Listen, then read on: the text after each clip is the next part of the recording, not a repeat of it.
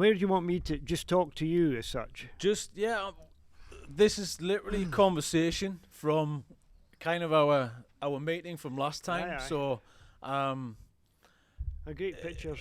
I'm pleased you like them. I mean, for me, I would spend a lot more time kind of with yourself. But obviously having to work around a single day, I'm used to just getting dropped into it and working through it and kind of getting something from it.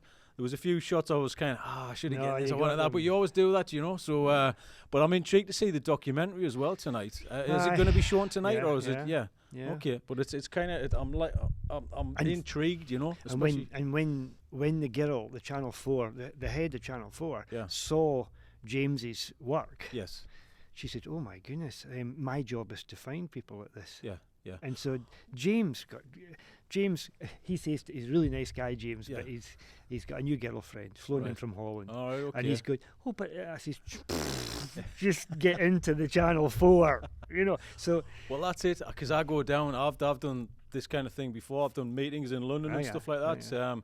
Because there was a thing on Channel 4 about how to steal pigs and influence people, and I did the kind of publicity thing for that. But the thing was mainly about social media. But I'm intrigued to see what James has done as well, because I know I wanted to film yourself, and it was kind of off the table, which is complete. I'm intrigued to see what he's done, because he's done more of a documentary than I would do, more of a commercial nod in a respect of who you are, similar to what I've done with the still images. But the reason I wanted to get you to sit down is, from that day, I could have sat and talked to you for a week. It's dead easy to. Well, it's funny how I'll introduce you to my friends. Up in my house right now, I've got Burg, who's the best explorer on the planet, and I've got a wonderful friend of mine's boyfriend, who's one of the best security specialists in Iraq. Yeah. So we were sitting there last night, talking about serious situations, as in North-South Pole, and then I asked about Peter, how's your leg? And he told us how he snapped his leg and bodyguarding 3 people under fire in Iraq, and how they were clearing villas with the ISIS boys 2 years ago. Another world. And you think, and that this is what tonight you'll see just a part of 6 of my friends. Yeah. There's more in the audience that I could have them talking about their individuals. Well, as soon as you started talking about your friends and who, your social circle kind of thing, I mean, the first thing I said to you when we kind of met and we was taking some pictures was, are you ex-military? Because you've just, there's something about, there's an essence about you. There's a link. That's kind of, you kind of, maybe it's a person who looks to the extreme and wants to push the boundaries a little bit, because this is not your job. Sled dog racing is a hobby, and you're a deep sea dive instructor now. Is that right? No, I'm a dive rep for an oil industry. Okay, but you used to deep sea dive yourself? All the time. Did it as a wee boy. So how long did you do that for? Since I started diving commercially at about 18 years old. Yeah. For clams, seafood, shellfish on the seabed, and then I went to Australia and I did my deep commercial diving course in Sydney Harbour. And that's when I was about probably 22. And then from there on, I worked in the oil industry. Yeah. So when did the sled dog interest come into that? The sled dogs came into when my son John was about 4 or 5 years old. We were looking for a hobby or a couple of dogs to go in the hills, just to get out there and camp and shoot around. And then I started looking at what type of dogs. I looked at Norwegian elk hounds, this type of dog that could handle the weather and on the hills. And then it just so happened I came across an article of this old Scots guy that back in the 1800s had gone to Alaska from a place called Rothes out the back of Elgin. And I was fascinated by, firstly, how somebody could actually go over there, and then he was supposed to deliver a horse, which he did, but then he decided to go to Nome, Alaska, and in those days it took 3 years to walk up there and canoe, and he got there, and he slowly but surely found his way into sled dogs, but it was all to do with haulage transport business. It's like Hedy Stobart but with dogs. And him and his mates started racing them for big money. And that's when the link came. Well, why not have we can have a dog, but we can race them, and we can go into areas with dogs. And then I started looking into not even how to train dogs, but what people were doing with dogs. And I was very, very lucky. I took my son to a children's race in the Dolomites, and it was just children, just kids, up to the age of 16. From 6 years old to 16, all just children from all over the world, Japan, States, Canada, and we were representing Scotland. And there was a top sled dog racer called Tim White. He was the kind of the star of the show. He was the main guy. They brought over, the sponsors brought him over. And I wanted to go and speak to him. I wanted to ask him a few questions. And I first met him sitting in a log cabin drinking grappa. He's drinking grappa. And I'd never seen grappa in my life. It was a big bottle with figs and tree things inside. And I sat with him. And I sat there for 3 hours with him. Yeah. And at the end of the trip, he said, I'm always looking for helpers when I come to Europe to race. What are you doing next year? And I said, nothing. And I thought it might just be driving the trucks or thing. Yeah. And he says, no, we'll be. I'll give you my second team after the big race that I'm going to do. So Fiona and I set it all up that we would take certain time off, and we spent about nearly 2 months with him racing all around Europe. I supplied the truck. There's no money involved, no financial. Yeah. It was all to do. I could supply the truck. And I met him in the Pyrenees.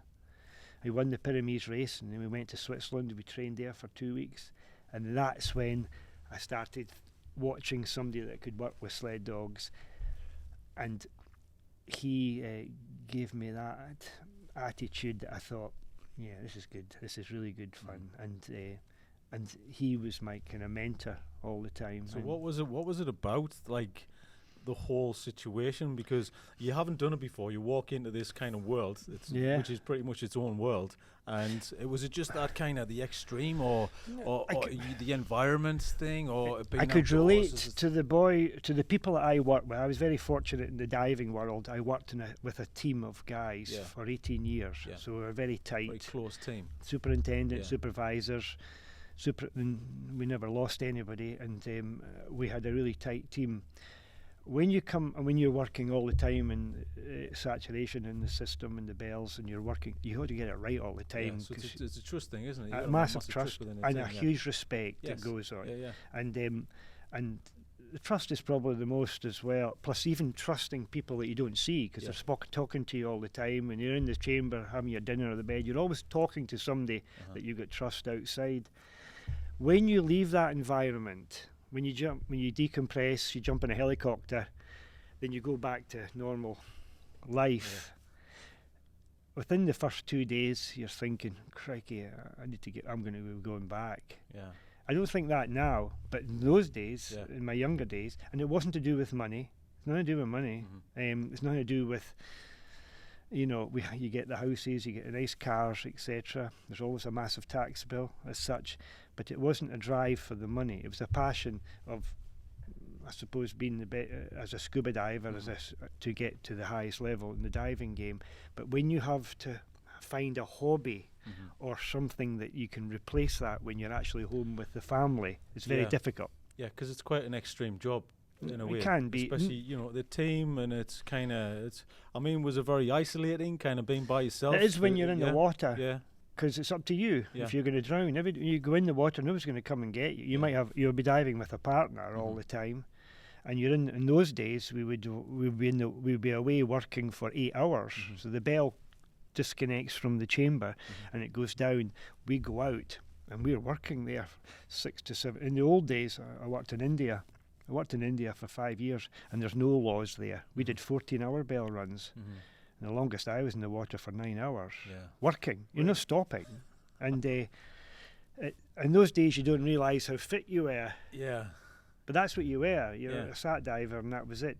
But when you come home, it takes quite a while you have to have a something you can step into. Yeah. And I'd filled it before that with cars, and still have my motorbikes and that. Yeah. But I found when I started working with serious sled dogs, I was working as a team, and I had to make. I always remember working with racing with my friend Tim White, and thinking, my goodness, these dogs are unbelievable. Then you realise somebody's taught them, somebody's bred them, somebody's lived with them every day, and trained every day, and then you get to the level that you think, yeah, that's what these guys were put in the earth for. Yeah. Because they're not dogs you take for a walk and a lead down the village. Yeah.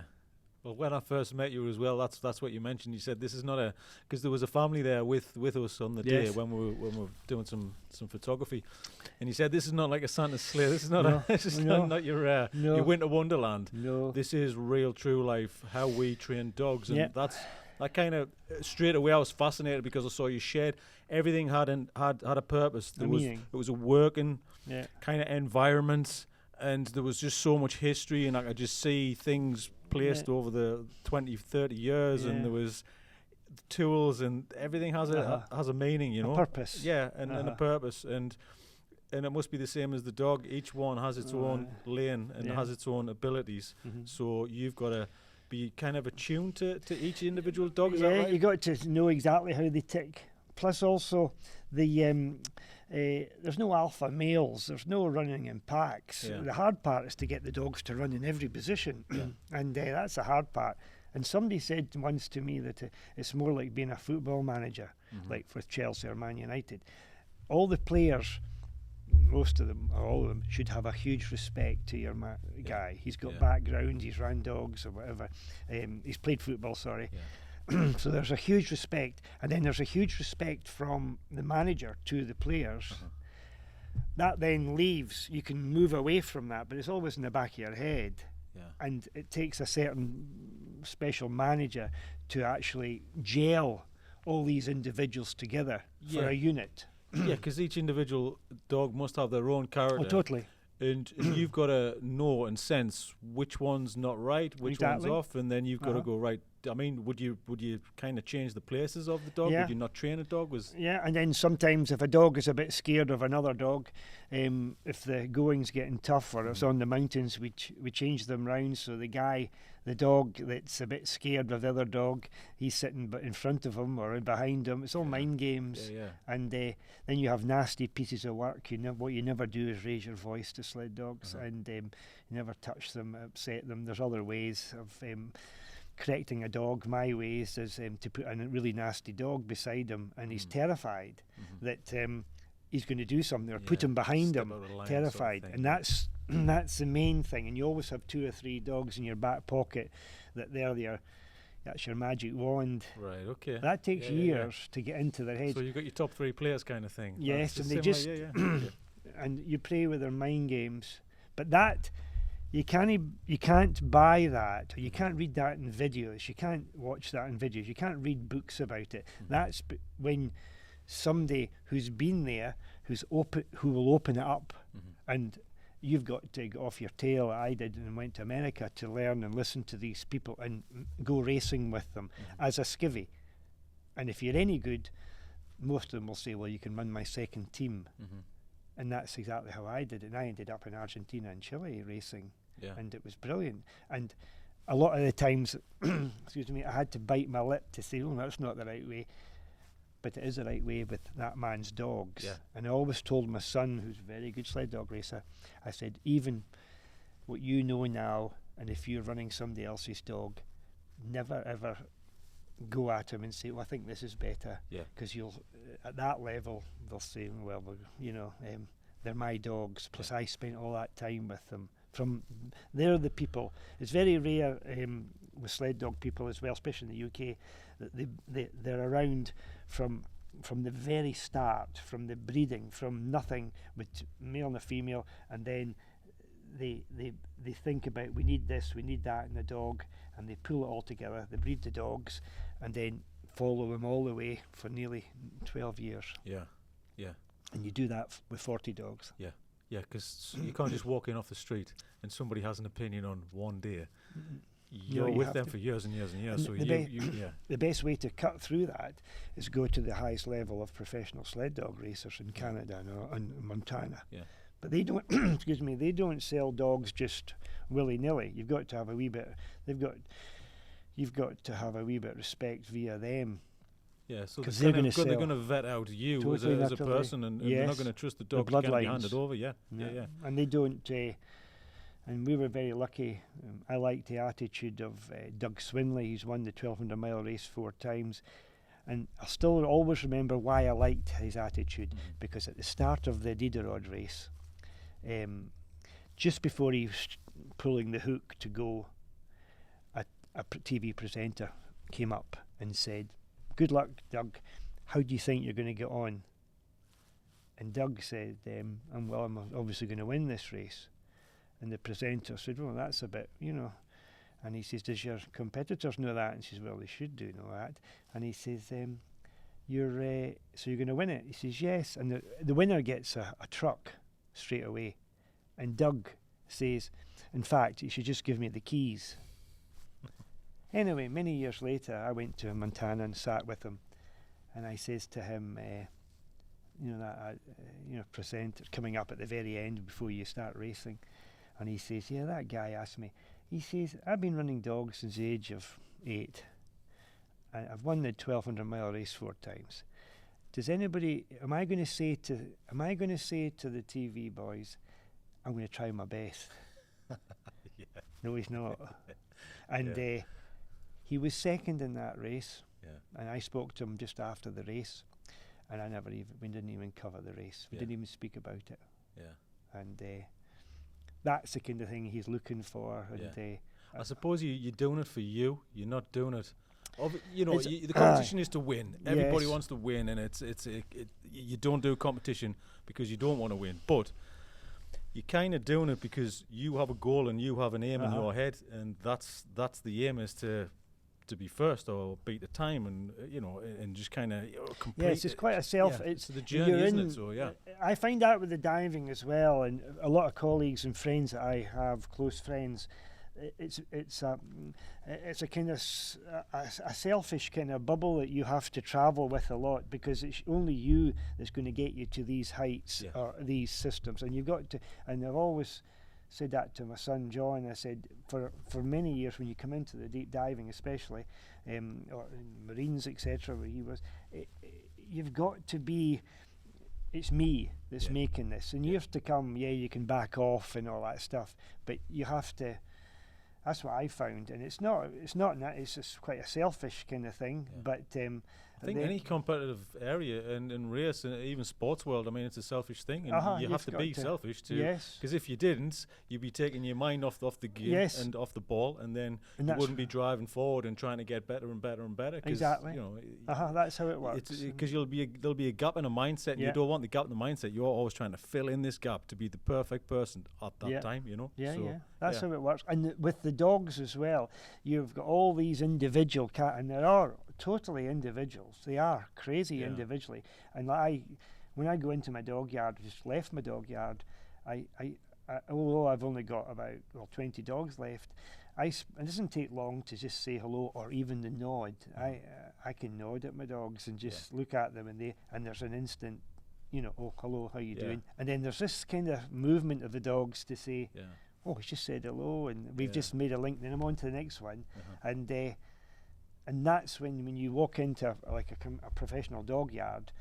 I've watched many professional sled dog boys, and they have that routine, and it might look silly or daft with somebody that's just looking in, but that's the respect, and you see the respect coming both ways, and if you've got that, you're halfway there. Yeah.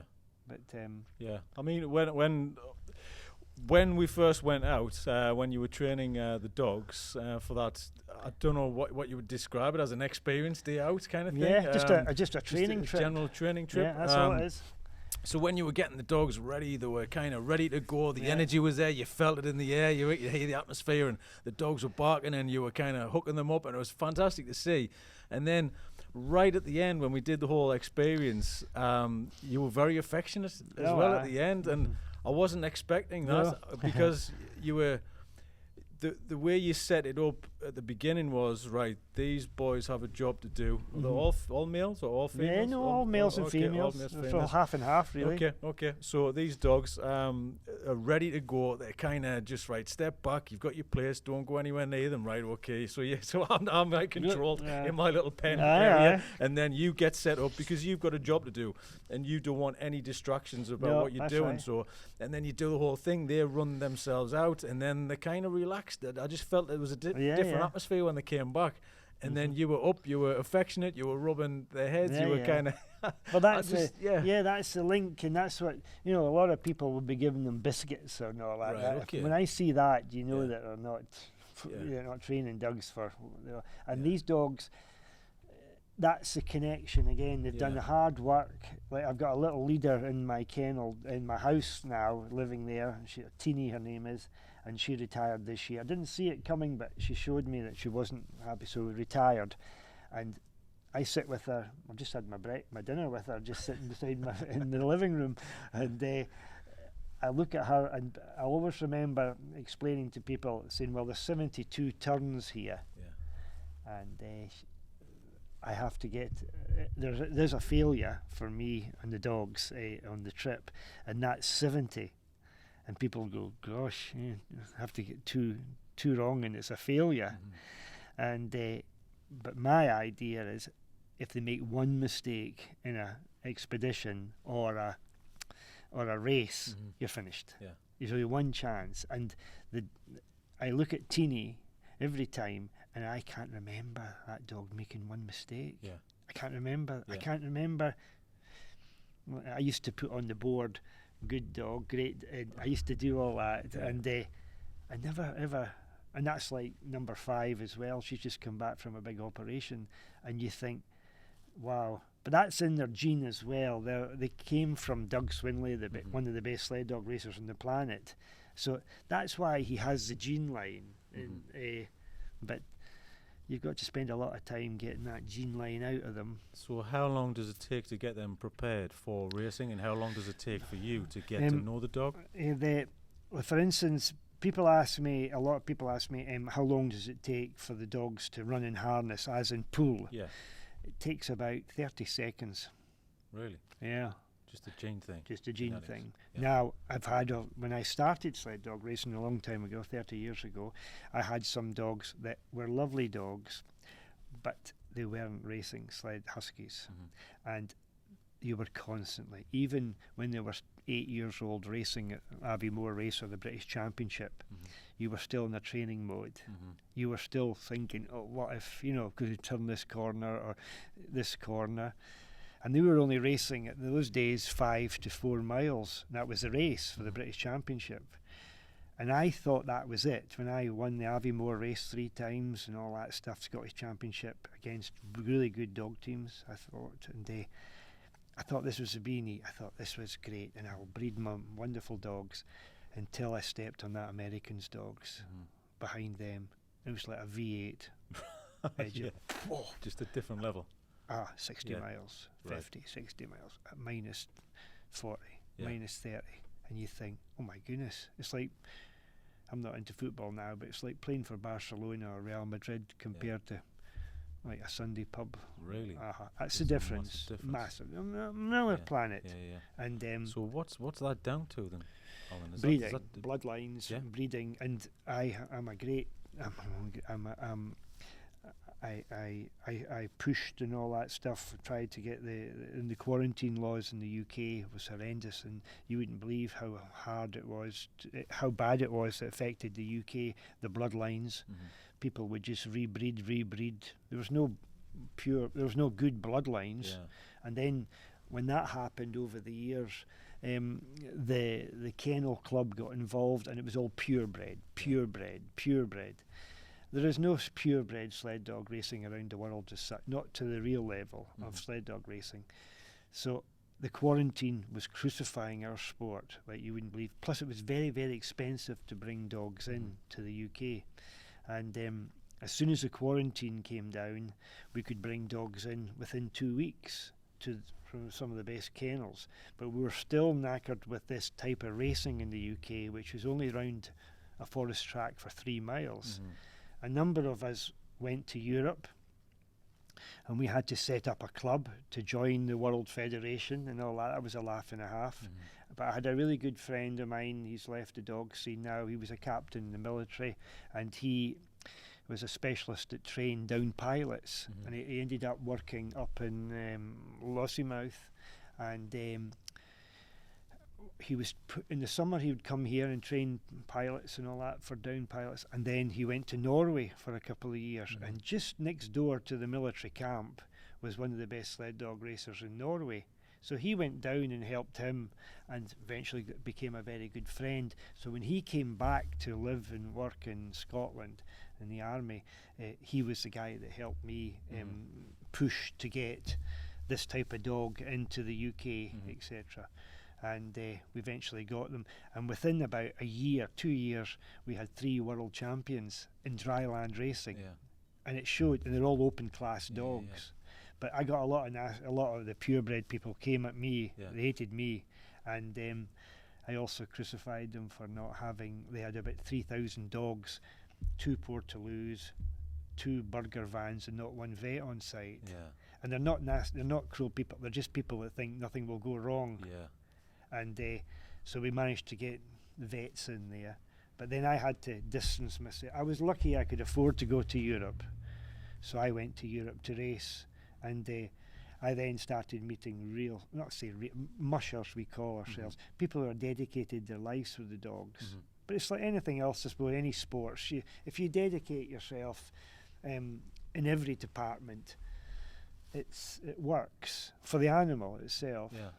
And I never bred with all these dogs that won all these British championships. I never bred with them because I knew that I had a better opportunity to get phenomenal dog lines. And the last 4 or 5 years, even with the weather coming, with no snow and the hard ground, I've never even had a cut foot one of my dogs. And that's all to do with, you don't realise you've done your homework because everything's like this and people are giving you advice. And then you step back and you think, yeah, we did the right thing. But then again, it's the same old thing. I had my wife, wonderful, she looks after them. I can still go offshore to make a few bob, and I know when I come back the dogs will be super nick. But that takes I look at my wife now, and it's a dedication. It's a massive dedication. Huge dedication. And not only especially for 20 the dogs, did you say? But in the olden days we had about 52 dogs, and where my son lived and raced, they had 200 dogs. And but I always, my son, when he went to America, to Alaska, to this Swedish professional sled dog kennel, we were on the line in London at the airport, and John was up, he was only a wee boy, he was about 16, and I said, when you're going through the tickets, and when you hit America, don't say you're coming to work with the dogs. And he says, oh, no, Dad, I wouldn't be doing that. Fine. So we were standing in the lines to get John onto the line to put his bags there. And one of the airporter guys comes up and he says, now where are you travelling to?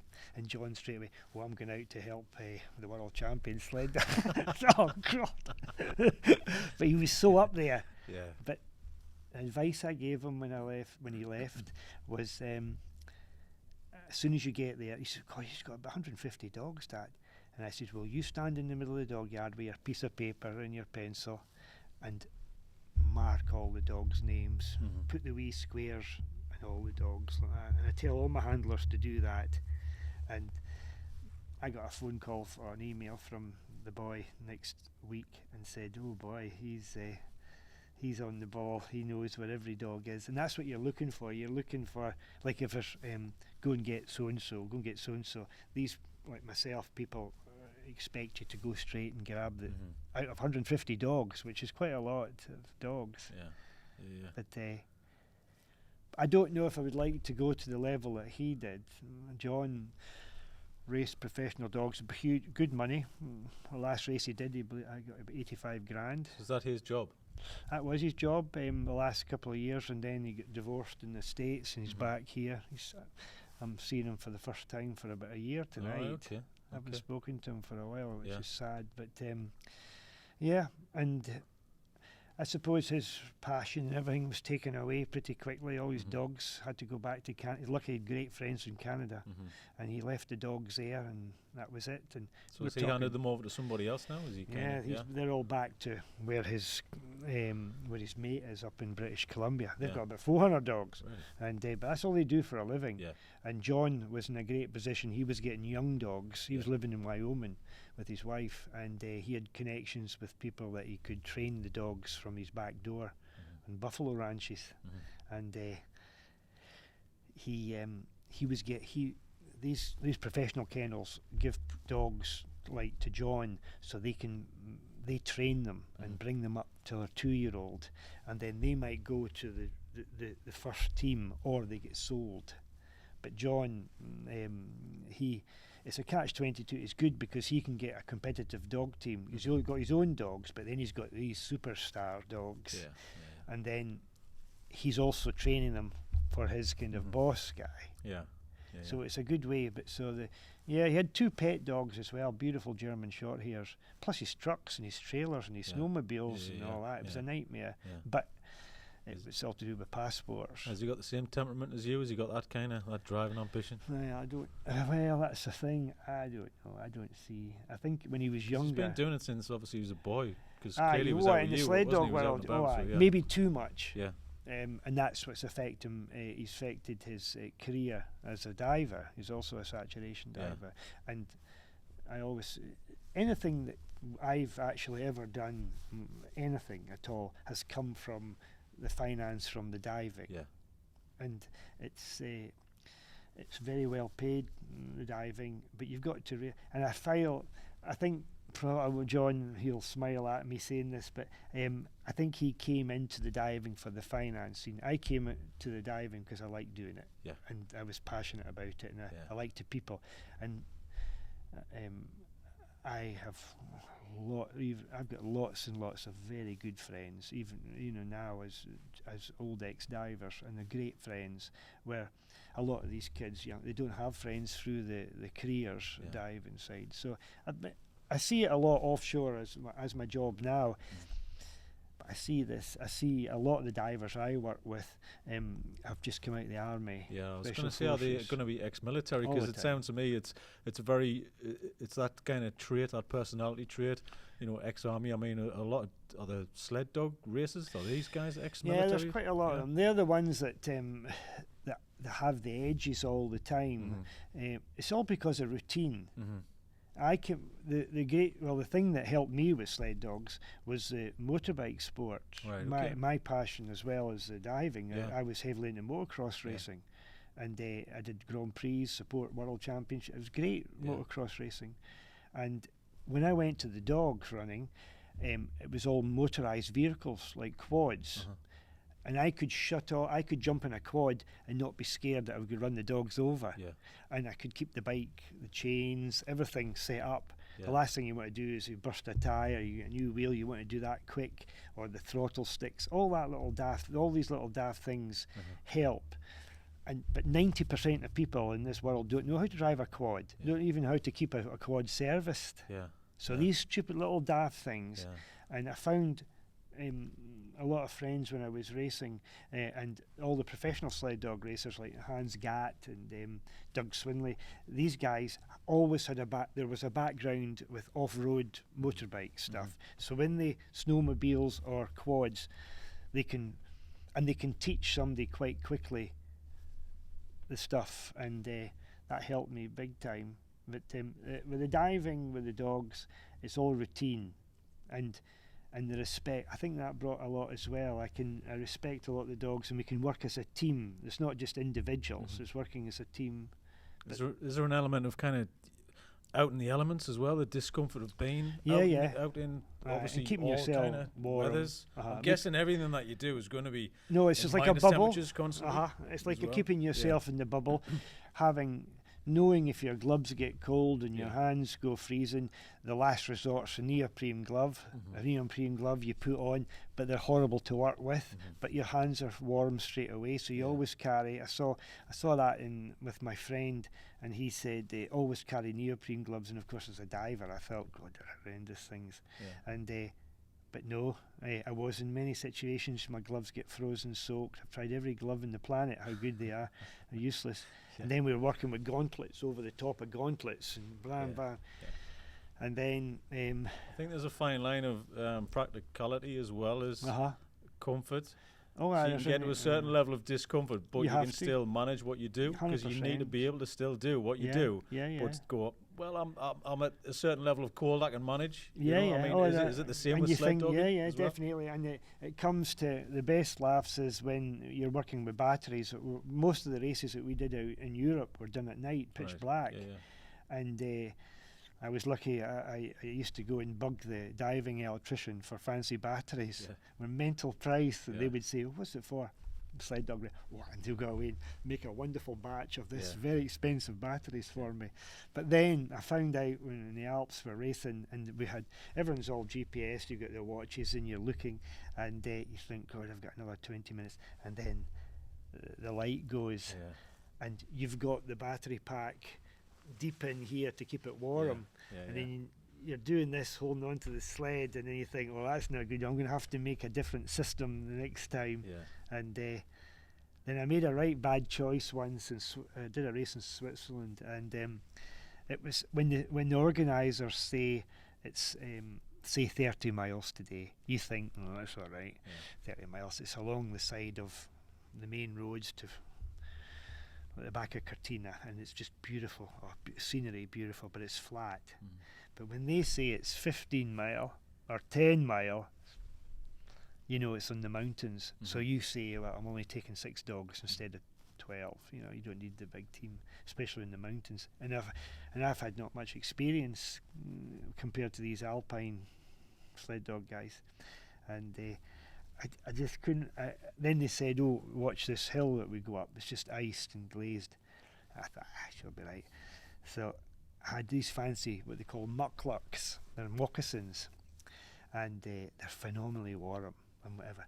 But when I got to the hill, I couldn't even stand up, and my dogs. And then when I stand up, I couldn't get. And I was on my knees, up, and 2 sled dog boys came up behind me, and they grabbed, because I just physically couldn't stand, because the muckluck has a rubber sole, and it was just I couldn't stand up. Anyway, it took me ages to get up this hill. It was on the side of a mountain, and I say a mountain, it's quite a big incline. Anyway, when I got up there, totally knackered, and I finished the race, and I came back to the hotel, and I said, crikey, I'm going to have to buy a pair of boots with spikes on them and all this stuff. And my mate, who's my diving superintendent, Roger, he disappeared. And he comes back in about 2 hours later, and he had stripped one of the tyre chains, you know, the chains that go in the tyre, and he had all these little shackles and wire, and he says, put these mucklucks on. And I says, all right, so I put the mucklucks on, and he bandaged and tie wrapped and made these chains round my boots. And I says, crikey, that's brilliant. And then the typical, it's not on the feet. So then it turned out, my mate says, and he knows me very well as a superintendent, and I said, he says, but there's the one on the right is different from the one on the left, Alan. You just can't, you have to watch. You maybe have to put the right one on the side of the right side of the sled and all that. And I said, well, that would confuse me under pressure. So we put tape. I put red tape round one of my mucklucks, and put red tape to one of the side. And when I got to the bottom of this, because we did the same section the next day, I'll never forget putting the red to the thing, and the dogs going mental, and I fired them on, and gosh, we ran up that hill, and it were brilliant. So it's just perfect solution. You just think, crikey. And it's good that though. You think, like, thinking on your feet in between and going, oh well, what can we do? But you know, at least you can pass that. Have you ever done that kind of pass that knowledge on to somebody else and seen like someone else's mistakes, like schoolboy errors kind of thing? One of the major things when I was racing with Tim White, Tim said to me, if you're doing well, which we were in the UK, and it was good that John was doing, Fiona was racing as well, so it was a family, it was quite unique, the family were racing, and Tim always said, if somebody comes and asks you, how do you do that? You tell them. Yeah. Because in months or years to come, that guy might walk away and say, oh, that family there, oh, it's all top secret squirrel and all this stuff, which is not right for the dogs. Yeah. But it says in the competitive side, they might not even have the ability to do all that. They might suck it in and say, wow, that's interesting, but they can't physically do it, and they might not have the dogs to do it. Yeah. And I remember going up to a British champion once, and he was doing something, and I asked him, how do you do that? And he says, oh, no, I wouldn't tell you that. Really? And what I do what I know now, that guy couldn't even pick up dog crap in my dog yard, sadly now. What I know now, and that's really tells me that even if he had said, there isn't any trade secrets in anything. No, especially with animals. And it's about the person as well. You're still going to be who you are and beat whoever they are, because it's in you. It's all down. Yeah, it's not there's no magic key. There's no, oh well, if you put these on, you're going to beat me. That's not the case with anything. And with sled dogs, the basic thing is, if you've got dogs that want to run and work, and your job is to get out there 24/7 and have a routine to train and run, not just arrive at the weekend and say and depend on the dog to be super fit. It's not. And because you also mentioned as well, it wasn't about the sprint, it's about the marathon, and it's about endurance. It's sort of pacing the dogs, making sure that they're fit and healthy, because you've got to there's a give and take about, if you push them too much, then they're going to be too tired and then they won't run. And I mean, what's the length of the biggest race that you've ever done? I did a 700-mile race in Argentina, in Ushuaia. That was with Tim White, and I was in saturation in the North Sea, and my superintendent, in those days it was telexes and a scrap of paper, and the superintendent would have to read them all before it went into the chamber in case it would affect you if somebody had died or whatever, because you were always, on that job I was 5 days away from the surface, so everything was kept back. Something horrible happened. Anyway, he came down to the chamber, and as soon as the superintendent goes on the comms, you think, oh, what's happened? Something's happened. Or I'm decompressing. And or I've been there when people are getting divorced and everything, you know. Oh, really? I've had some laughs on it. Anyway, this message came. Well, superintendent's coming. He's always got a telex for you. Oh, telex. I thought, what's this? Thinking, the worst. And he's a very good friend of mine, Chris, and he says to me, crikey, there's this thing come in. He says, do you know a guy called Tim White? And I says, yes. And all my dive team are inside the chamber. There's about 8 of us sitting there. Oh, and he says, he's offered you to go to, it's a 2-month project in Argentina and in Chile. And he just wanting to confirm if you're going. And I just said straight away, oh, aye. Fire it back, yes. And he says, what about the wife? I have to ask the wife. Thinking that he should phone my wife to say Alan is there. And I says to him, no, you better ask him. You better just tell Tim White that I'm coming. Yeah. And so it went back, and that was it. So we went to. The deal was I had to take somebody with me, a professional sled dog race, and the training was going to be done in Punta Arenas in Chile, and we were running this big sled dog race in Chile. It's about a 300-miler, and then we would spend another week there training in the mountains of Punta Arenas, and then we would go over the Magellan Straits down to Ushuaia. It's the last city in the world before the South Pole, and crikey, I got down there and I couldn't believe the conditions, and we went training. I'd never seen sled dog trails like it. It was like White Rapids canoeing down mountains, just. And at one stage I thought, Christ, if I come off here I'll kill myself. And so I tied myself on to the sled, and when I came off I just got dragged. But then after about a week I started getting my feet back together with the sleds and all that. But I was very lucky. Tim was giving me advice for it. And Tim, there was Americans, French, and everybody there. But I was actually quite physically fit. I'd been diving constantly, so I was fit. And my helper on that occasion was John, and he was aged 11 when I took him there for nearly 2 months. Really? I took him out of school, and they all went mental. My mother-in-law went mental. And I said, well, and I could have taken any person at all to the racing. But I took John because he was good, plus I knew it would be good CV and a great experience with dogs. Yeah. And we had a ball, and we had a massive adventure as a father and son and all that stuff. And we were racing, and it came down to the longest race we did was probably about 40. It took 12 days, the race. And the longest. So what's the average per day for miles? And it was stuff? about Obviously 40 miles, and there was a lot.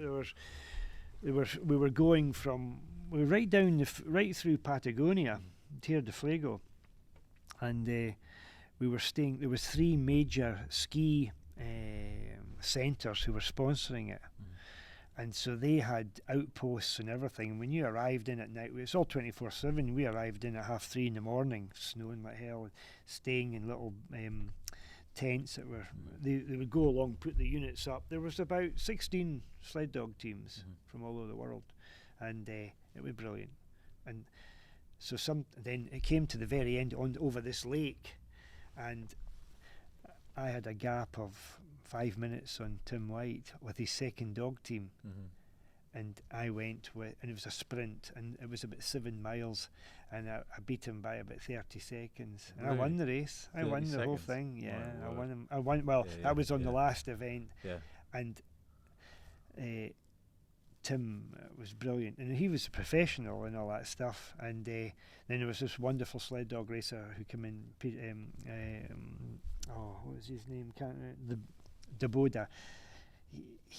It cost a lot of money to get dogs down there, and he sold about 4 of his dogs to pay for his trip to go back home. But I look back now, and I still speak to the people in Ushuaia, and they asked me to come down again, and I always wanted to go down and all that stuff, but the centre kind of took over and all that stuff. And in the real world, when that happened, and I met professional sled dog racers, and I speak to them, spend at night sitting with them, and when arriving in these posts where we stopped, and John was there because he was travelling with the adults all the time, helping the dogs, and he never came out of his overalls for about 10 days, John, with his hat and his sleeping in his sleeping bag with his overalls on, and he got that, and he was no problem. People were saying, "Who's that Scots kid?" And the man who was in charge of the race is in charge of the 1200-mile race, the big one, in Iditarod. And many years later, when John came up to the starting line of the Iditarod, the boy says, I remember you in Argentina. And which is great. It's all passion. It just sounds like it's such a nice, close, bonding it's like a family, isn't it, really? It's a collective of families, and it's such a unique experience then. You've got to kind of get on even with other teams. Is that right? Yeah. You kind of get on with other teams. Yeah. Anyway, you have a wonder, and I suppose if you don't, it's going to be dangerous for people. Is that right? Yes, aye. And you don't, and for the dogs as well. And I remember being in a pub in Austria, and I couldn't believe the snow. It was middle of nowhere in Austria, and they were shoveling. You couldn't see the windows. You could hear the noise inside the bar and all that.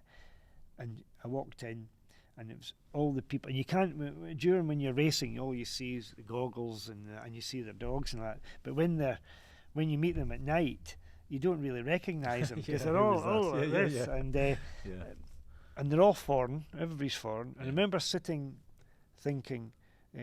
Firstly, I thought, Christ, this cost a horrendous amount of money to do this sled dog race.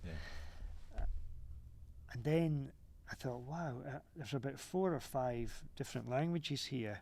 But there was something there that they were there just for the dogs as that racing. And that's when I met my German friend, and he walked in with bare feet. It was -30. I says, who the heck's that guy? And he was in German, the trousers, the big hat, the huge beard. I says, who's that guy? I says, well, it's Thomas Good. And And I didn't recognise him because he didn't look like that when I was racing. Yeah. And he's got a sled dog centre in the Black Forest, and he bases my centre is based around this old Scots guy, just Scotty Allen.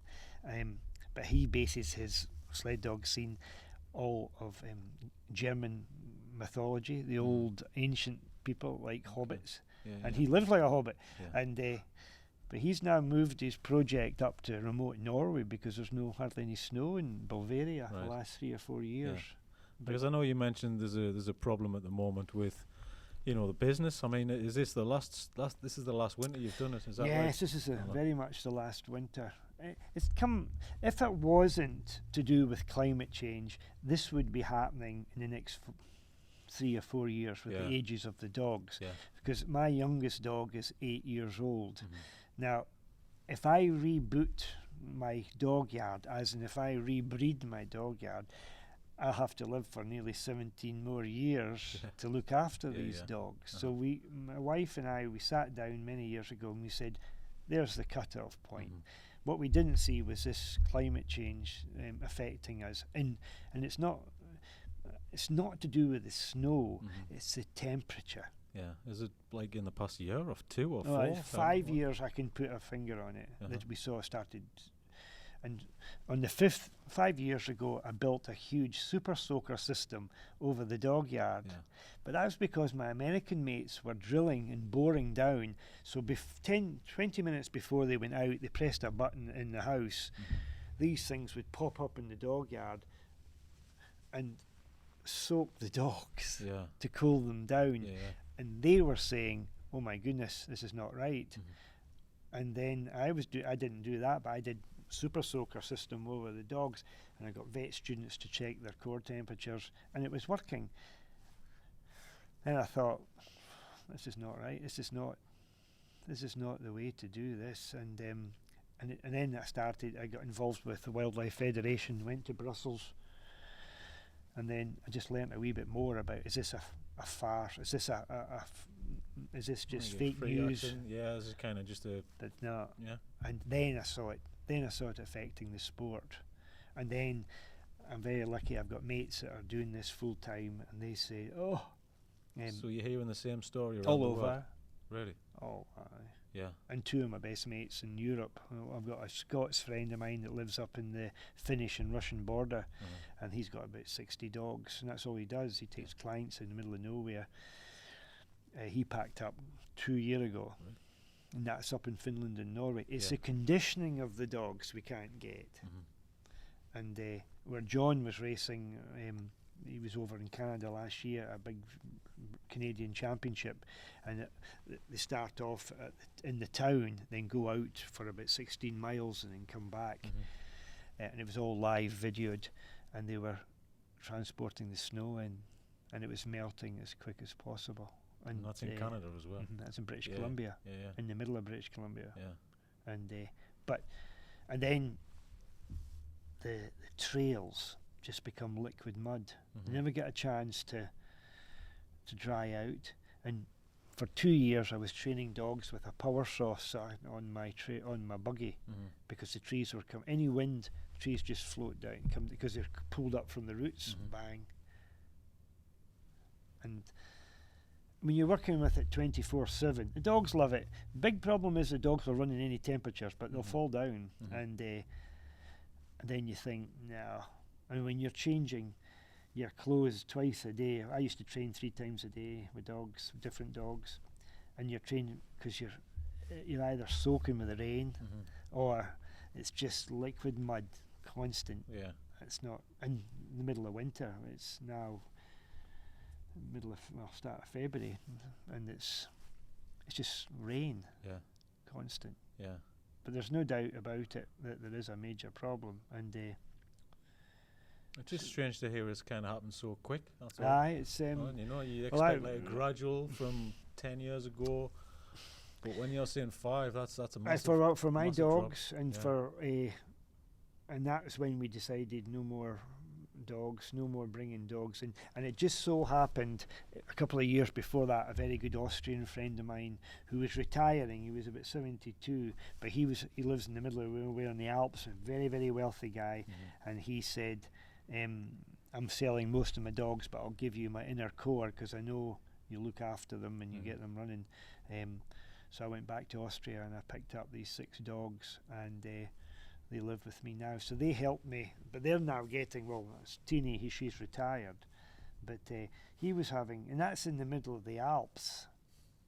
Yeah. It's not just, and where people, I was speaking to somebody a few days ago, and they were talking about snow and all that stuff, and why can't you run? So when I was going racing in Europe, we were doing 500-mile sled dog races. So it's not up in the mountains all the time. You go up in the mountains and you come down. Yeah. It's when you come down there's no snow. Yeah. And I think people forget about the Olympics not all that long ago. That when you're looking at all these Ski Sunday TV programs, have a look of where the camera's not panning to. Yeah. And then look down in the valley. It's just green. Yeah. And that's a major problem. And are you going to miss it then? No? Yeah, very much so. But it's been a big part of your life, though. Massive. 30 years you've been doing it? 30 years, and doing it properly for 20 years. Yeah, I miss it. I miss the. What usually happens is when an old dog dies, I've got probably lots. I've got about 3 or 4 sets of brothers and sisters. So when one of them dies, you know the other one's going to die in about a week's time because they're all the same age. Right. Okay. And that's something I never saw. I was warned about it, but I never thought that it would affect me that amount. And how I lived with that was I always had young dogs coming up. So although I had an old dog with me who's showing his age, and then you're easing him off, and everything, you've always got a young whippersnapper coming up to take his place. Yeah. So I use the old soul to train the young one and all that stuff, but eventually that old soul, in 2 years' time, that's him gone. But then you've got another wave of dogs coming up. That must you be can quite hard to lose kind of dogs that you've kind of got this bond with, and you've looked after, you've raced around the world, and you've travelled with. But obviously you've got ones to replace, so your mind kind of shifts. That's how I lived. That's how I worked with it, like a lot of my other friends. And but now we haven't got that, so we're going to quite a sad few years to come now. But at the end of the day, the main thing to look at it is think about the positive stuff. You know, I have some wonderful dogs that I think about every day. Sometimes when I train dogs, I think, gosh, if we make a mistake or something, I'll say so and so wouldn't have done that. In my head, I thought, or if we see some stags, all the dogs except one looks up and who's that? And so and so wouldn't do that. And but it's been a great privilege. At the end of the day, that's all the word is. But it's not for everybody. It's not.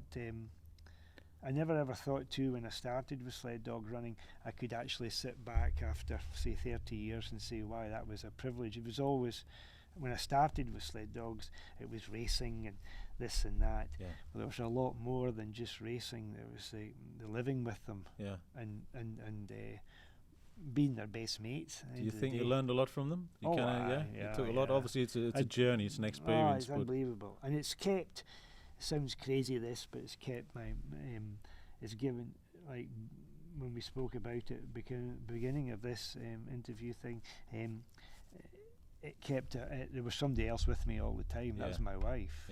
And okay, John got out, he got a phenomenal way of life.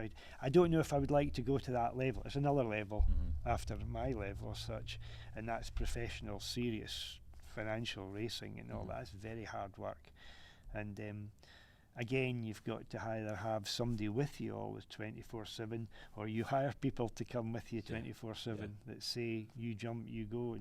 But in my case, it was my wife Fiona, and you know, there's not many wives that would look after 40 days twice, 3 times.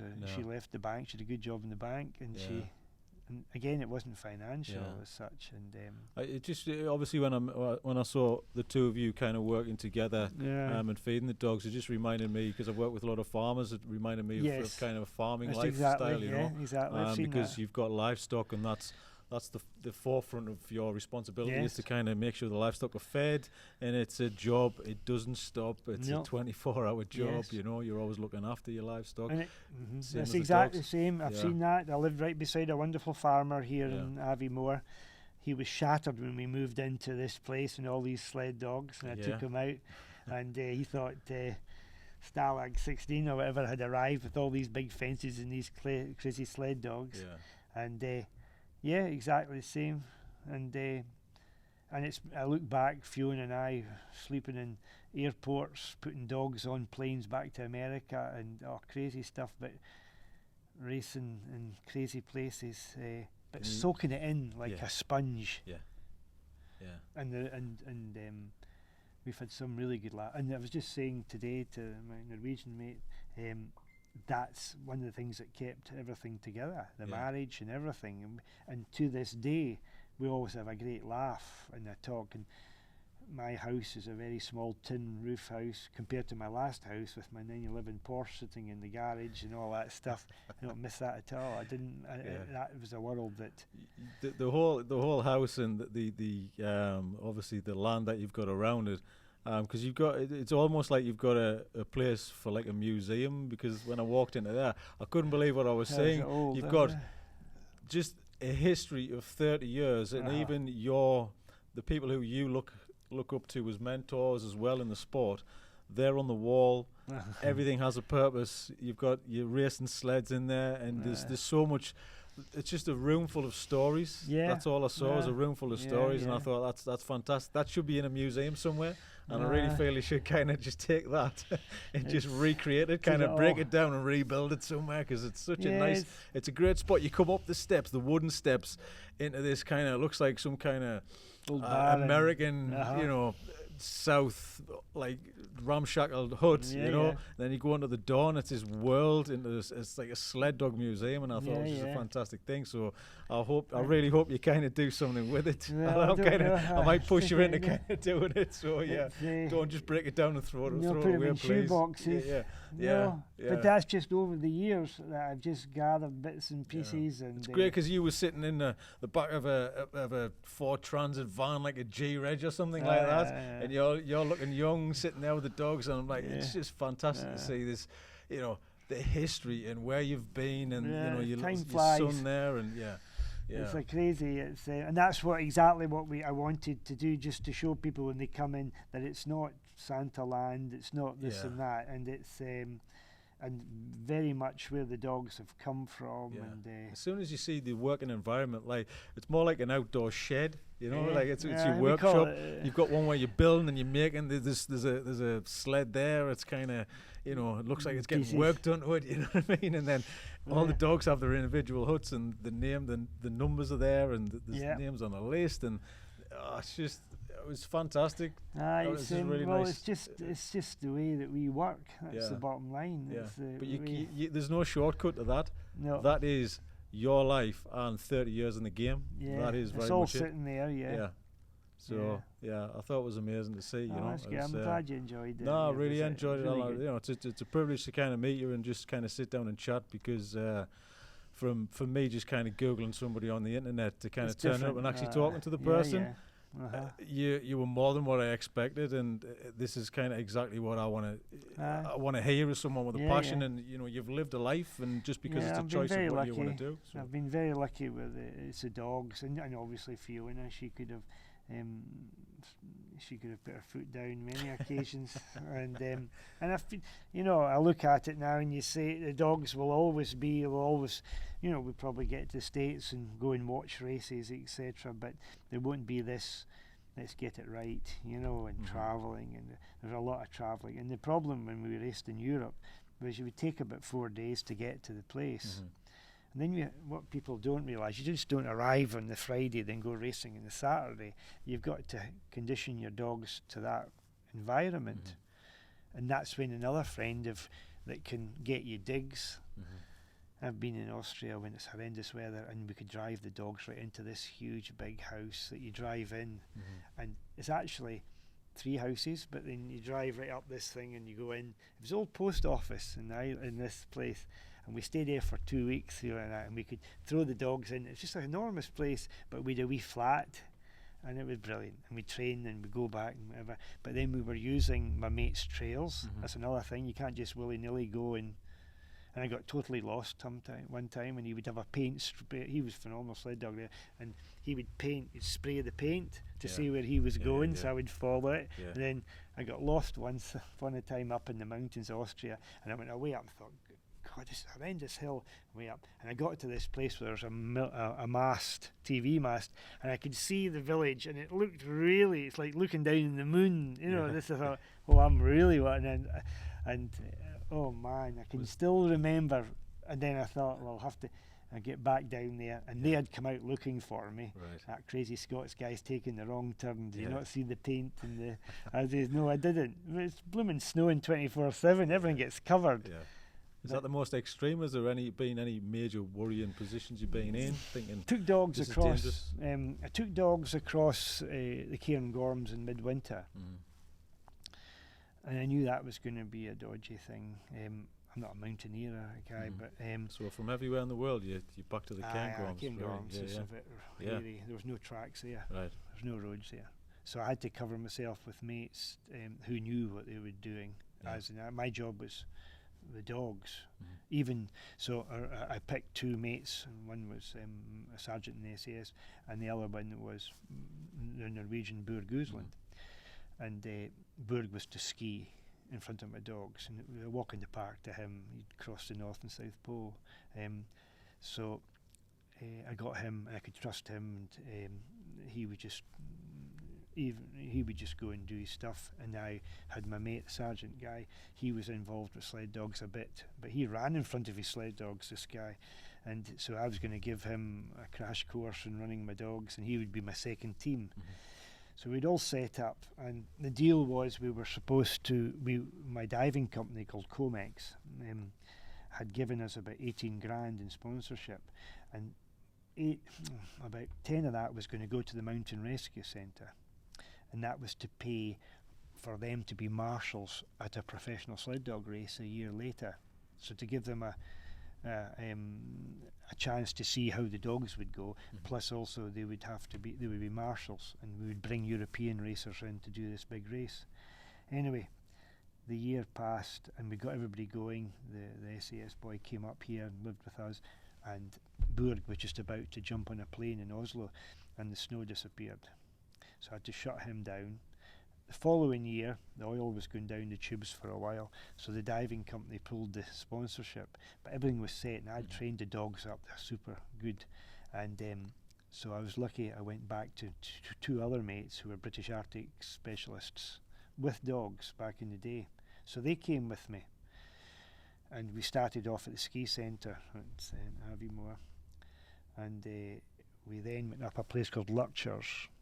And I'd never been in the Cairngorms really, walking and all that, but crikey, midwinter, -20, and we had ice. We had at one stage we had to put crampons on to climb up on the dogs, and then we got a wee bit, because the weather was horrendous for a while, and we got pushed over a bit, and at one stage we had to tie the dogs round their waists to get up.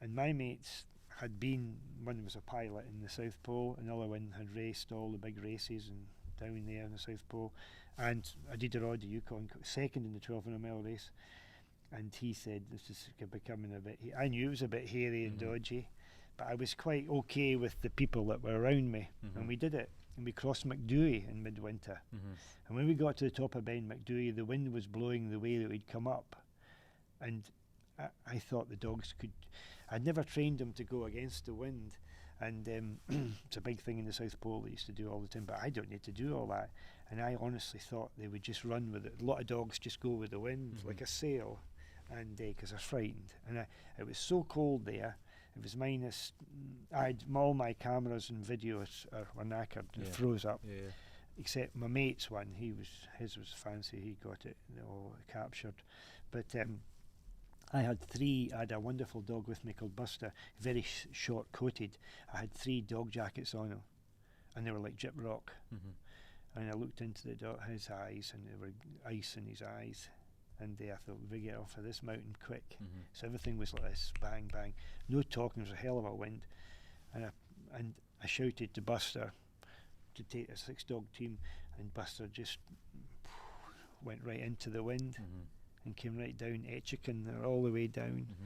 And it was great because when we stayed in the bothy that night, Hutchison's bothy, my mate came up, didn't need to say it, he says, right, that's just as good as Alaska or South Pole, and and it was hairy, it was dodgy, but then I always say to people, friends of mine who've bought some dogs, or like my German short-hair pointer, all my mates got their pups and all that, and they're all runners. They go up in the mountains with them. They don't walk around the streets with them, or they don't shoot with them either, but they do crazy stuff with them, and that's what that's why they've got the dogs. There's an edge, and you're not going to push them to a nasty side of stuff, but don't kid yourself, these dogs love doing something that's exciting.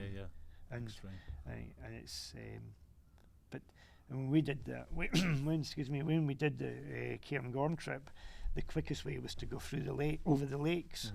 There's kind of lakes and rivers up there that were just full of ice. And we sent Alistair Taylor, we sent him over first.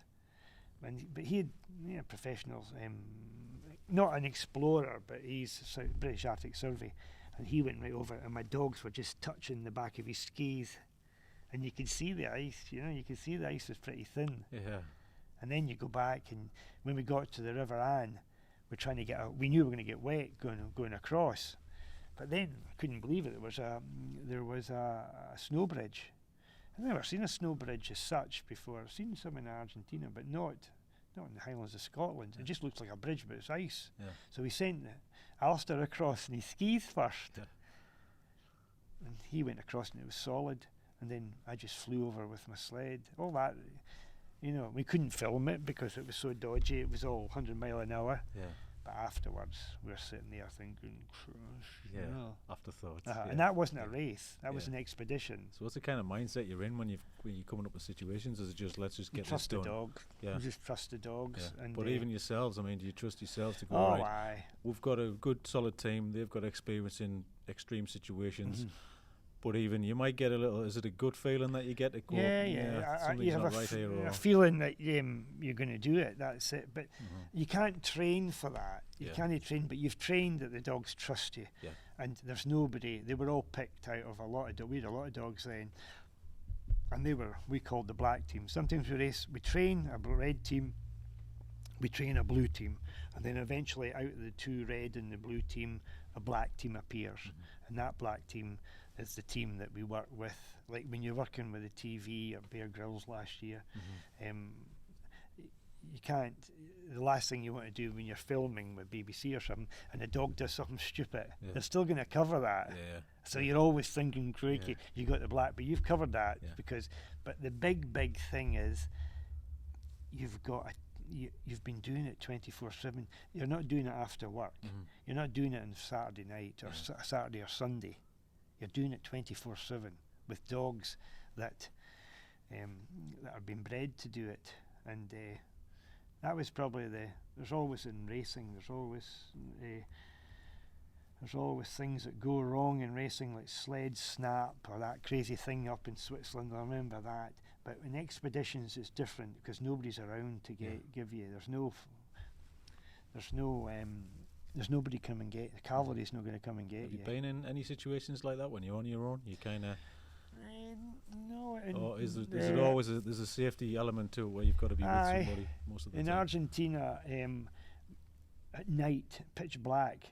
I'll never forget. They said that they were going to put Roman candles out, and these last for about 5 hours. These things, and I thought there would just be 1 or 2 of them, but it was like when I came over the hill and then saw this big flat.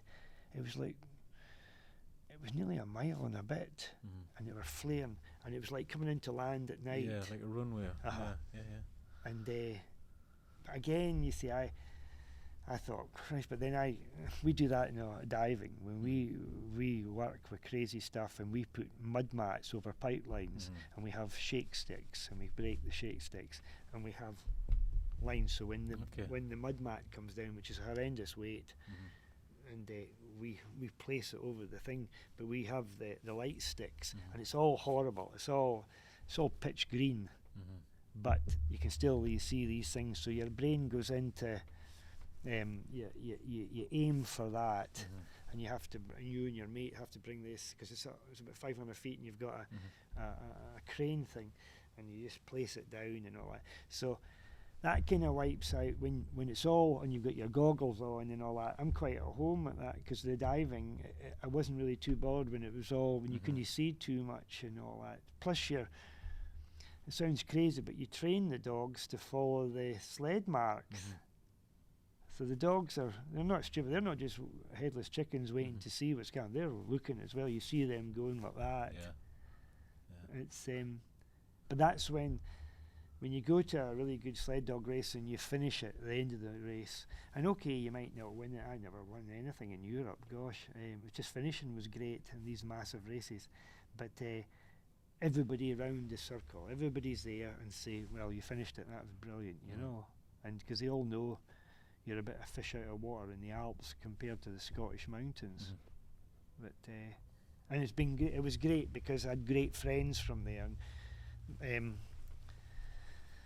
it's all asking advice. Even if you've been at anything for 30, 40 years, I ask questions all the time. Every second night I speak to sled dog people for questions, and they ask me and I ask them, and nothing comes back saying, "Oh, you should know that," or "That's a stupid question." And because, as somebody said, that's the kind of questions I was asking not so long ago. So what's next for you, Alan? What's the plan now? Are you kind of hanging everything up now? You're winding everything down? We go back to a sled dog kennel. That's about it. The centre gets finished. I go back to being a sled dog's kennel like I was originally. I still like my off-road car racing stuff, and I'll do about 3 or 4 races a year for that in the summer.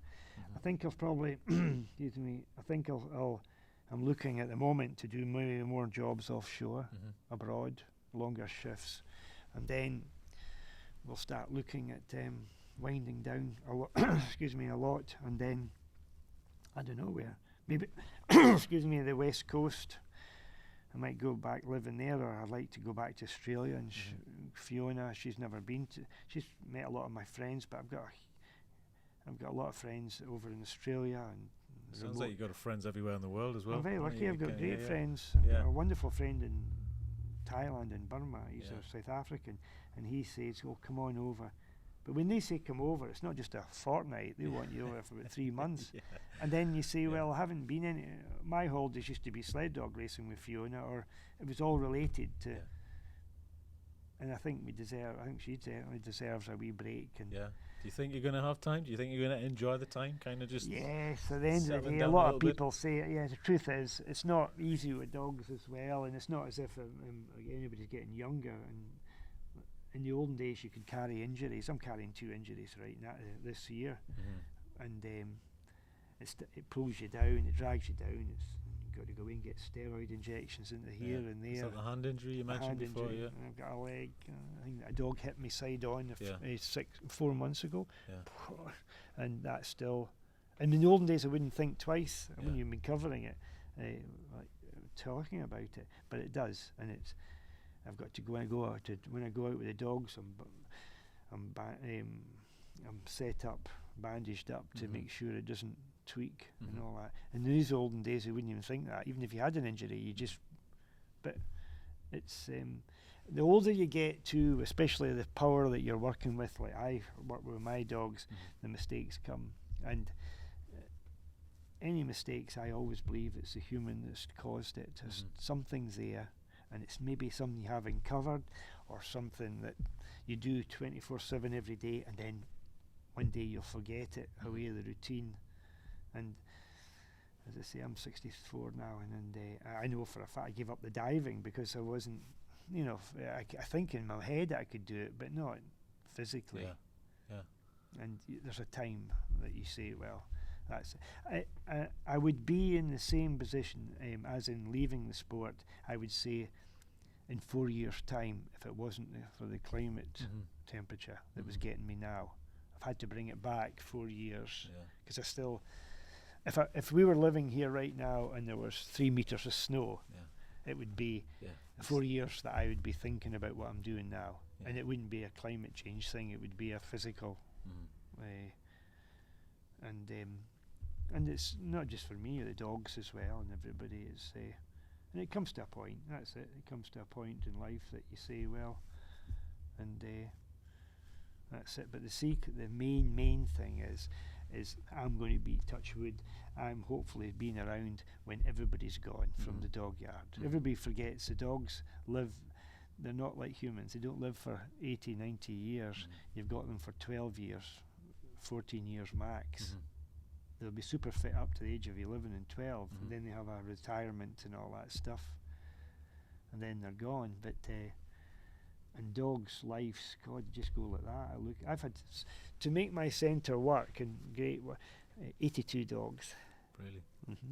82 dogs. Yeah. And I've now got 22 left. 22, and the oldest one's about. The oldest one's nearly 16. The youngest one's turning 9. That's 9. Okay. Yeah. So, 3 or 4 years. Plus, I don't think. Well, I know I wouldn't. I love where I live. It's all great and it's good. I can wander out the back of my. Just go and get lost in the Cairngorms. It's great, and nobody bothers you. There's no neighbours, but. Everywhere I go, there's certain places where all my dogs are buried, and every time I go out with my dogs, I pass and just, remember them. I don't fancy living there where all the souls. There's nobody there. The place will be a different world, when there's no dog barking around. But everything has to change, really. It does, but you've got goals. That's it, and you're going to move on to something else. Yeah, we'll move on. We'll see. We'll see what happens. As I say, it's. Sitting with your shorts on in the sun? Well, I don't know about Not your boots on in the cold? No? I had a chance of that in Jamaica. I've been invited to friends in Jamaica. I did a crazy project there. Looks like you could do a 2-year world tour with all the friends you've got as well, That'd be good. It's, my wife hates boats as well, so that's around that line way out. But and it's also good to meet my old friends because they're all quite unique. They've all done... all my friends that I've known over the years, they started thinking about something and they finished it all. They finished it and they went to certain levels, and that's one of the great things. And it's not that you speak to them. I speak to them constantly and all that, and they tell you this and tell you that, and it's just the norm for these people.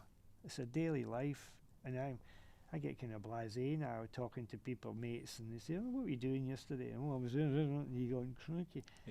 And it's just the way of life. I just think, "Oh, aye." And when we come in for a coffee, it makes you think you've done nothing in life, doesn't it? It's crazy. And then you've achieved loads. Then you think, it's a bit crazy. But the main thing was I was very fortunate. I had wonderful dogs that make it look easy, to tell you the truth. Well, I'm looking forward to tonight anyway. Yes, it'll be Alan, good. And it's going to be a good. It's going to be a good night. I'm just going to sit back and very listen to much stories. I think. I'll capture a few images for yourselves as well, and we've got something on record as well. Yeah, we've got. We'll have a really good night, and all of these guys and the girls that Dot. The furthest one's flown in from Norway, Burg, but then there's Dot. They live in Chamonix with Peter, and the chap who just stuck his head in there. That's Dougie Matheson. He was the diver that took out. He was working in the Edinburgh, the gold job. He just came in from Norway last night. The job finished. He flew in yesterday. He lives in Liverpool, but it was just to mark the finish of the Sled Dog Centre, and it's all to do with the respect for the dogs, because most of these people have met the dogs, and it's a good way of doing it. I just thought marking an event, bringing all your friends together. Yes, that's it. For a send off kind of thing. That's it. Just to underline it and say that's it. And Dougie has been has been doing his speech and all that for 15 minutes to all the divers offshore, and I said, "Oh, Channel 4's coming," and there's a chap there, and he said, "Oh, I don't, and then next day, I've got over it a wee bit, and then I said, "Oh, by the way, you've got to do it in a swimming costume." "You're bloody joking," and he doesn't know if I'm actually kidding on or not. Just don't tell him, keep winding him up. And then I got an email yesterday or today, I can't remember, saying, "And when does this fundraiser start?" And you say, "Chris, it's not a fundraiser, it's all just a gathering of friends, and if it helps the area, put it on the map a wee bit, it will do, it'll be fine." Good. All right. Well, the phone's ringing, so on that note, we'll end it there, Alan. But thank you very much. It's been a pleasure. No, it's been a pleasure. Thank you very much for your time. Thank you.